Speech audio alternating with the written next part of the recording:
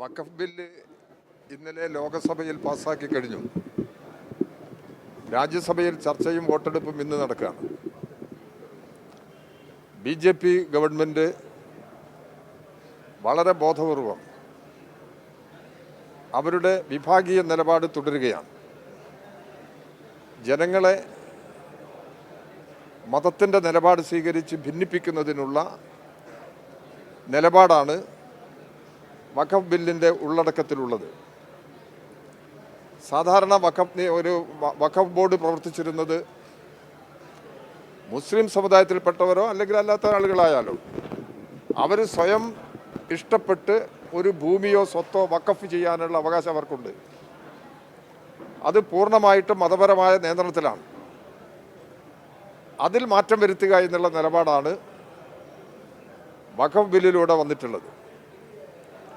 ഇത് ഇന്ത്യക്കകത്ത് പ്രതീക്ഷ നൽകുന്ന ഒരു ഘടകം. ഇന്ത്യയിലെ എല്ലാ പ്രതിപക്ഷ പാർട്ടികളും ഈ ബില്ലിനെതിരായ യോജിച്ച നിലപാടെടുത്തിരിക്കുന്നു. പക്ഷേ ഈ ബില്ല് പാസ്സാകുന്ന നില വന്നിട്ടുണ്ടെങ്കിലും ഈ പ്രതിപക്ഷത്തിന് നേതൃത്വം നൽകേണ്ടത് കോൺഗ്രസ്സാണ്. പ്രതിപക്ഷ നേതാവായി പ്രവർത്തിക്കുന്നത് ശ്രീ രാഹുൽ ഗാന്ധിയാണ്. കോൺഗ്രസിൻ്റെ പ്രതിനിധി ആര് സംസാരിക്കണം എന്നുള്ളത് അവർക്ക് തീരുമാനിക്കാം, അതിൽ അഭിപ്രായ വ്യത്യാസമൊന്നുമില്ല.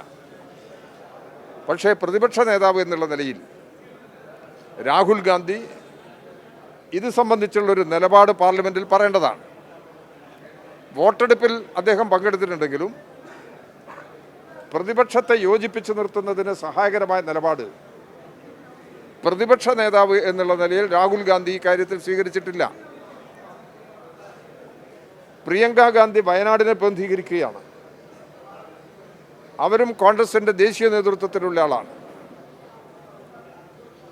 അവരും ഈ കാര്യത്തിൽ ഏതെങ്കിലും തരത്തിലുള്ള ഒരു പ്രതികരണം, പ്രത്യേകിച്ച് വയനാട്ടിലെ ജനസംഖ്യയുടെ ഒരു പൊതുവികാരം, വയനാട്ടിലെ ജനങ്ങളുടെ ഒരു പൊതുവികാരം പ്രകടിപ്പിക്കാൻ വയനാട്ടിലെ പാർലമെൻറ്റ് മെമ്പർ എന്നുള്ള നിലയ്ക്ക് അവർക്ക് ചുമതലയുണ്ട്. ആ നിലപാട് അവർ സ്വീകരിച്ചിട്ടില്ല. കേരളത്തിലെ ഇടതുപക്ഷ ജനാധിപത്യ മുന്നണിക്കകത്തുള്ള ഓരോ പാർട്ടികളും അവരവരുടെ നിലപാട് ഇക്കാര്യത്തിൽ സ്വീകരിച്ചിട്ടുണ്ട്.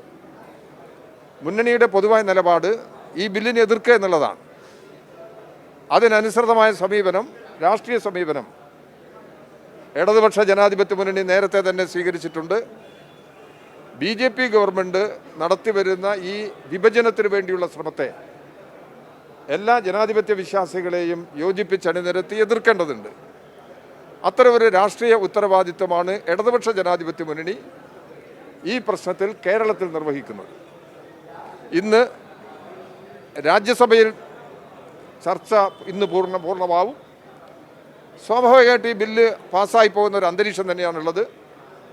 എന്നാലും ജനങ്ങളുടെ പ്രതികരണം, ജനങ്ങളുടെ വികാരം ശക്തമായി ഇതിൻ്റെ അകത്ത് പ്രകടിപ്പിക്കുന്നതിനും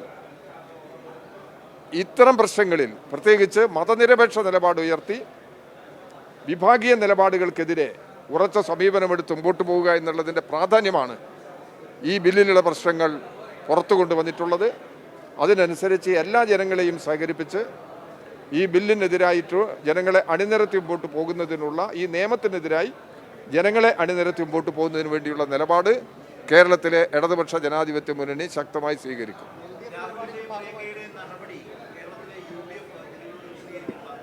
തീർച്ചയായിട്ടും രാഹുലിൻ്റെയും പ്രിയങ്കയുടെയും നിലപാടുകൾ ജനങ്ങളുടെ മുമ്പിൽ വിശദീകരിക്കണം. കോൺഗ്രസ് ഇതിൽ വോട്ടെടുപ്പിൽ നിന്നു, അവർ ഇതിന് എതിരായി വോട്ട് ചെയ്തെന്ന് പറഞ്ഞിട്ട് മാത്രമല്ല, ഇത് ഇന്ത്യൻ രാഷ്ട്രീയത്തിലുള്ള ഏറ്റവും ഗൗരവമായൊരു പ്രശ്നമാണ്.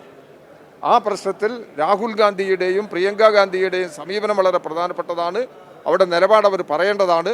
അവരുടെ അഭിപ്രായങ്ങളും പ്രതികരണങ്ങളും ഈ പ്രശ്നത്തിൽ പ്രകടിപ്പിക്കുക തന്നെ വേണം. തീർച്ചയായും കേരളത്തിൽ ഇത് പ്രത്യേക ചർച്ചാ വിഷയമാകും എന്നുള്ള കാര്യത്തിൽ തർക്കമില്ല. എല്ലാ സ്ഥിതിയും മനസ്സിലാക്കാൻ പറ്റിയിട്ടില്ല. പക്ഷേ പ്രത്യേകം അവരങ്ങനെ ഒരു നിലപാടെടുത്തിട്ടുണ്ടെങ്കിൽ അത് ഗൗരവമുള്ളൊരു വിഷയം തന്നെയാണ്. അങ്ങനെ വിഷയം വന്നിട്ടുണ്ടെങ്കിൽ തീർച്ചയായിട്ടും കോൺഗ്രസിൻ്റെ സമീപനം ആത്മാർത്ഥതയോടുള്ളതാണോ, കോൺഗ്രസ് ആരുടെ പക്ഷത്ത് നിൽക്കുന്നു, വർഗീയതയ്ക്കെതിരായ നിലപാടിൽ കോൺഗ്രസ് ശക്തമായിട്ട് നിൽക്കുന്നുണ്ടോ മതനിരപേക്ഷത ഉയർത്തിപ്പിടിക്കുന്നതിന് വേണ്ടി നിൽക്കുന്നുണ്ടോ? വഖഫിൻ്റെ അവകാശം അതത് വിഭാഗത്തിന് സംരക്ഷണം ചെയ്യാൻ ആവശ്യമായ നിലപാടിൽ കോൺഗ്രസ് ഉറച്ചു നിൽക്കുന്നുണ്ടോ? ഈ പ്രശ്നങ്ങളെല്ലാം ഇതുമായി ബന്ധപ്പെട്ട് ഉയർന്നു വരുന്നതാണ്. എന്തായിരുന്നാൽ ഇപ്പോൾ ഇന്ത്യയിൽ രൂപപ്പെട്ടിട്ടുള്ള പ്രതിപക്ഷ പാർട്ടിയുടെ ഐക്യം ഈ കാര്യത്തിൽ ശ്രദ്ധേയമാണ്. ആ ഐക്യം ശക്തമായി മുമ്പോട്ട് കൊണ്ടുപോകണം എന്നുള്ളത് തന്നെയാണ് CPM-ന്റെയും ഇടതുപക്ഷ ജനാധിപത്യ വന്നിട്ടില്ലല്ലോ. അതിൽ ഞാൻ നേരത്തെ പറഞ്ഞു, ഇതിൽ ഓരോ പാർട്ടിയുമാണ് നിലപാടെടുക്കുന്നത്. പാർലമെന്റിൽ എന്ത് നിലപാട് സ്വീകരിക്കണം എന്നുള്ളത് ഓരോ പാർട്ടിയുമാണ് സ്വീകരിക്കുക. മുന്നണിയുടെ നിലപാടാണ് ഞാൻ പറഞ്ഞത്. അതെ അതെ അതെ. അല്ലല്ല, ഞാൻ കരുതുന്നില്ല. ജോസ് കെ മാണിക്ക് അവരുടെ സ്വതന്ത്രമായ നിലപാടെടുക്കാനുള്ള അവകാശമുണ്ട്. ഇതിനകത്തുള്ള ഏതൊരു പാർട്ടി, ഇപ്പം ഇന്ത്യയിലുള്ള ഏതൊരു പാർട്ടിയും അതത് പാർട്ടികളുടെ നിലപാടാണ് ഉയർത്തിപ്പിടിച്ചിരിക്കുന്നത്. ആ നിലപാടാണ് സ്വീകരിക്കും. പക്ഷേ ഈ പ്രശ്നത്തിലുള്ള ഒരു പൊതു സമീപനമാണ് ഇടതുപക്ഷ ജനാധിപത്യ മുന്നണിയുടെ പൊതു സമീപനമാണെന്നത്. രാജ്യസഭയിൽ വോട്ടെടുപ്പ് നടക്കാൻ പോകുന്നില്ലല്ലോ. അത് കഴിഞ്ഞെങ്കിലല്ലേ ജോസ് കെ മാണി എന്ത് നിലപാട് എന്നുള്ളതിനെ കുറിച്ച് പറയാൻ സാധിക്കുള്ളൂ. ഒരിക്കലും കേരളത്തിൽ അത്തരം ഒരു വ്യത്യസ്ത നിലപാട് ജോസ് കെ മാണി ഉയർത്തിയിട്ടില്ല.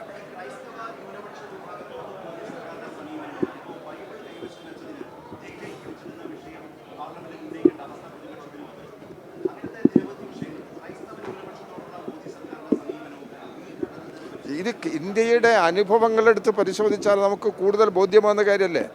എത്ര ക്രൈസ്തവ ജനവിഭാഗങ്ങൾ, പിന്നെ ഇവരുടെ കന്യാസ്ത്രീകൾ, അവരുടെ ആരാധനാലയങ്ങൾ, അവരുടെ കോൺവെൻറ്റുകൾ, ഇതിനെല്ലാം ഇതിനായിട്ടുള്ള ആക്രമണം നടന്നില്ലേ? ഇന്ത്യയുടെ പല ഭാഗങ്ങളിലും ക്രൈസ്തവർക്കെതിരായിട്ട് വലിയ തോതിലുള്ള ആക്രമണം BJP ഗവൺമെൻറ്റിൻ്റെ കാലത്ത് കഴിഞ്ഞ 15-10 വർഷക്കാലമായി അത് വർദ്ധിച്ചു എന്നുള്ളത് ഈ രാജ്യത്തിന് മുമ്പിലുള്ള അനുഭവമാണ്. അപ്പോൾ ക്രൈസ്തവ ജനവിഭാഗങ്ങൾക്കെതിരായി ഇത്തരമൊരു ആക്രമണം നടക്കുന്നു എന്നുള്ള യാഥാർത്ഥ്യം അംഗീകരിക്കാതെ ഈ പൊതുസ്ഥിതികളെ വിശകലനം ആർക്കും മുമ്പോട്ട് പോകാൻ കഴിയില്ല. ഇപ്പോൾ ക്രൈസ്തവ ജനവിഭാഗത്തിനെതിരായി BJP ഗവൺമെൻറ് ശക്തമായ നിലപാടെടുക്കുന്നുണ്ട്. ക്രൈസ്തവരെയും മുസ്ലിങ്ങളെയും എതിർക്കുക, അതിനോടൊപ്പം കമ്മ്യൂണിസ്റ്റുകാരെ എതിർക്കുക എന്നുള്ള ഒരു ആശയമാണ് അവർക്ക് നേതൃത്വം നൽകി വരുന്നത് എന്നുള്ളത് നമുക്ക് കാണാൻ സാധിക്കും. ഇതിനോടുള്ള CPM-ന്റെ നിലപാട് വളരെ ശക്തമായി ഇന്നലെ പാർലമെന്റിൽ അവതരിപ്പിച്ചു കഴിഞ്ഞിട്ടുണ്ട്.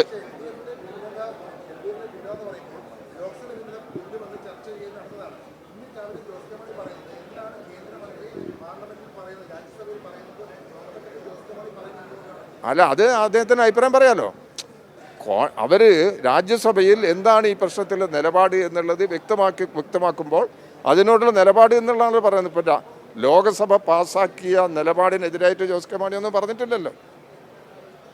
അപ്പം ജോസ് കെ മാണിക്ക് അങ്ങനെ ഒരു നിലപാടുണ്ട് എന്നുള്ളത് നിങ്ങളെങ്ങനെ സ്ഥിരീകരിക്കുന്നതിനാ? അത് പറയുമ്പോൾ നമുക്ക് നോക്കാം. ഈ ബില്ലിനോടുള്ള നിലപാട് പരസ്യമായിട്ട് അവർ പറയുമ്പോൾ നോക്കാം. ഏതെങ്കിലും ഭിന്നത അതിൻ്റെ ഭാഗമായിട്ട് വരുന്നത് അതിനോട് എന്ത് നിലപാടെന്ന് അതിനുശേഷം ആലോചിക്കാം. ഇപ്പം അങ്ങനെ പ്രശ്നം വരുന്നില്ല. ഇപ്പോൾ ഇടതുപക്ഷ ജനാധിപത്യ മുന്നണിയുടെ ഭാഗത്ത് അങ്ങനെ ഒരു പ്രശ്നം ഇപ്പോൾ ഉദിക്കിച്ചിട്ടില്ല. അത് ഏതെങ്കിലും സാഹചര്യത്തിൽ വരുന്നുണ്ടെങ്കിൽ അപ്പോൾ നമുക്ക് ആലോചിക്കാം. അങ്ങനെ ഒരു ആവശ്യം വന്നിട്ടില്ല. അങ്ങനെ ഇതിപ്പോൾ കേരളത്തിൻ്റെ മാത്രം ഒരു വിഷയം, ഇതൊരു ദേശീയ വിഷയമാണ്. കേരളത്തിൻ്റെ മാത്രം വിഷയമാണെങ്കിൽ തീർച്ചയായിട്ടും പരസ്പരം സംസാരിക്കും. ഇത് കേരളത്തിൻ്റെ മാത്രം വിഷയം, ഇതൊരു ദേശീയ വിഷയമാണ്. ആ ദേശീയ വിഷയത്തിൽ ഓരോ പാർട്ടികളും എടുത്ത നിലപാടിൻ്റെ ഭാഗമാണല്ലോ ഇന്നലെ പാർലമെൻറ്റിൽ കണ്ടിട്ടുള്ളത്. ഞാനിപ്പോൾ കോൺഗ്രസിൻ്റെ നിലപാടിനല്ല ഞാൻ എതിർത്തത്. കോൺഗ്രസിൻ്റെ നേതൃത്വത്തിലുള്ള ആളുകൾ നിർവഹിക്കേണ്ടുന്ന ചുമതല പ്രതിപക്ഷ പാർട്ടികളെ ആകെ യോജിപ്പിക്കാനും ഇതിനോടുള്ള നിലപാട് ഹൈലൈറ്റ് ചെയ്യുന്നതിനുള്ള അവരുടെ കുറവുകളെ സംബന്ധിച്ചാണ് ചൂണ്ടിക്കാണിച്ചത്.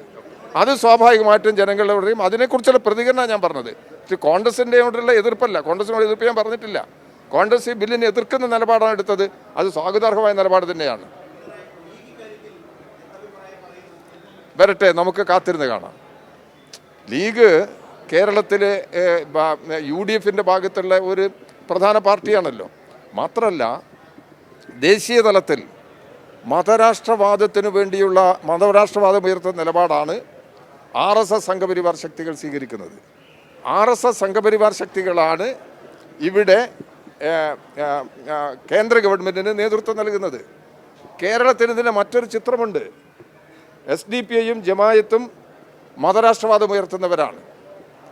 ഇവരെ UDF-നകത്ത് ഉറപ്പിച്ചു നിർത്തുക എന്നുള്ള നിലപാടാണ് ലീഗിൻ്റെ നേതൃത്വം സ്വീകരിച്ചുകൊണ്ടിരിക്കുന്നത്. അത്തരമൊരു സാഹചര്യത്തിൽ ഇവിടെ കോൺഗ്രസിൻ്റെ നിലപാട് കൃത്യമായി ഈ പ്രശ്നങ്ങളിൽ പറയുക എന്നുള്ളത് വളരെ പ്രധാനമാണ്. ഇന്ത്യൻ യൂണിയൻ മുസ്ലിം ലീഗും അവരുടെ നിലപാട് ഇത്തരം പ്രശ്നങ്ങളിൽ രാഷ്ട്രീയ പാർട്ടി എടുക്കുന്ന നിലപാടിനോട് എന്ത് പ്രതികരണം എന്നുള്ളത് ഇന്ത്യൻ യൂണിയൻ മുസ്ലിം ലീഗും വ്യക്തമാക്കും എന്ന് തന്നെയാണ് ഞങ്ങൾ പ്രതീക്ഷിക്കുന്നത്.